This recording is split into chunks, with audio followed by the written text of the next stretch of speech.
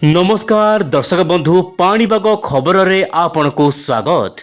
दर्शक बंधु आज हूँ एप्रिल मास 10 तारिख। वर्तमान समय पाणीपाग आम पहुँची गले गोटे मास 10 दिन।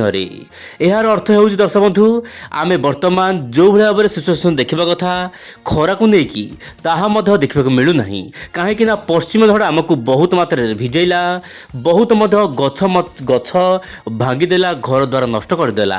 कहीं लगातार कालबैशाखी आसला, धन जीवन बहुत क्षयक्षति है। अवश्य दर्शक बंधु वर्तमान पागरे आसी बड़ परिवर्तन। आगामी दिन मानक पागरे आसब आहरी बड़ परिवर्तन। कौन आसब बड़ परिवर्तन, पाणीपागर खबर को लेकिन कौन रही बड़ खबर, गोटे साइक्लोन चर्चा आरंभ है। आसतु आज भिडियो आलोचना करवा दर्शक बंधु।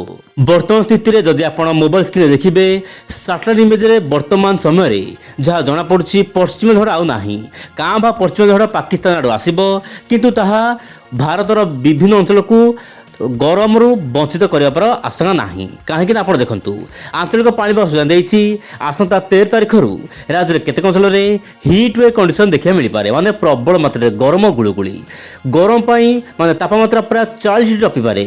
बलांगीर ता सहित जो रोचे आपंकर संबलपुर यह सहित बरगढ़ अंचल गरम मात्रा बढ़ी पारे। यह सहित उपकूल ओडिशा गंजाम गजपति नहीं मयूरभंज पर्यंत तापमात्रा बढ़िया पाग अनुकूल हो पारे, गरम गुड़गुड़ी अनुभूत हो पारे। आगामी 24 घंटा विशेष किसी बड़ वर्षा ना, जदिबा वर्षा होउची केवल गंजाम गजपति, नयागढ़, खोर्धा, पुरी, कटक, जाजपुर, भद्रक, केन्द्रापड़ा एवं जो रोचे बालेश्वर यह आखपाख अंचल में अति हाल्का वर्षा हो पारे। क्या भा कौटी जब बड़ वर्षा है ता बड़ कथा नुहे, किंतु वर्तमान कौन बड़ वर्षा हबार आशंका ना कहीं पश्चिम झड़ हटि जाइछि। किंतु बड़ वर्षा कौन पाई हेबनी, यार मुख्य कारण कौन आप देखु। दर्शक बंधु मोबाइल स्क्रीन आप भल भाव नजर रखु। गोटे जो रोला पश्चिम झड़र वायु ताहा हटि जाइछि, किंतु बंगोपसागर मध्य भाग में आप देखु यही जगह गोटे हाई प्रेशर जोन सृष्टि होती जहाँकि कौन करुच्ची ना सामुद्रिक वायु को स्थल भाग को नब ना। जदि स्थल भाग को नब ना कुआड़ नब ना दर्शक आप देखु यही वायु जाऊँगी आपणकर पश्चिम पूर्व तापर म्यांमार, थाईलैंड आड़ को जाऊँगी जहाँपाई कि से सब देश मानक प्रचुर परिमाण में जलबाष्पन मिल आर्द्र वायु जीव जहाँपाई वर्षा हो। किंतु दर्शक बंधु ओडिशा को वर्तमान आर्द्र वायुर मात्रा कमी जीव। गत दिन मानक जो भाव में वर्षा देखा मिलता से कमी आसी कहीं जो दक्षिण पश्चिम दिगु वायु आसूला बर्तमान ताहा उत्तर पश्चिम दिगु शुष्क वायु आसब एवं गरम वायु आसब से तापमात्रा वृद्धि होगापाई जहाँ जमापड़ी वर्तमान समय 13 तारिख तापमात्रा बढ़। जीएफएस मॉडल आकलन करुच्ची तापमात्रा बढ़िया आप मोबाइल स्क्रीन देखु गरम गुड़गुड़ी अतिष्ठ हम देशर विभिन्न राज्य ओडिशा समेत देशर विभिन्न भाग में तापमात्रा बढ़। लू वायु आसब माने गरम पवन आसब, झांझी पवन में जनजीवन अस्तव्यस्त हम।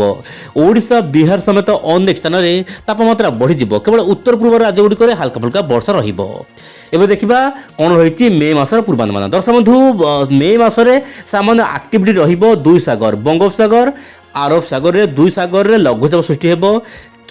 किछि मॉडल कहउछंती या बात्या रूप नहीं पारे, किंतु आमे एते जल्दी तो कौन बात्या को आकलन करबा सठिक हेबो नहीं, किंतु आमे अपेक्षा करबा आगामी दिन में मॉडल मानकर कौन सब रोल रहुछि। किंतु जहाँ प्री आकलन रहुछि दुई सागर एक्टिव हो पारे मे मसरे बंगोपसागर आरब सागर रे सृष्टि हो पारे लघुचाप कौ दिग को जीव कौन हम स्थिति ताहा कहबा वर्तमान संभव नुहे। तथापि अपडेट आसिला बोली आपन को ओइंडो चैनल माध्यम ताहा अवगत करबा को चेष्टा कली। आगामी दिन पाणीपाग जानिया पई आपन चैनल सहित जड़ित होई रहंतु। आज पय एतिकी, नमस्कार, जय जगन्नाथ दर्शक बंधु।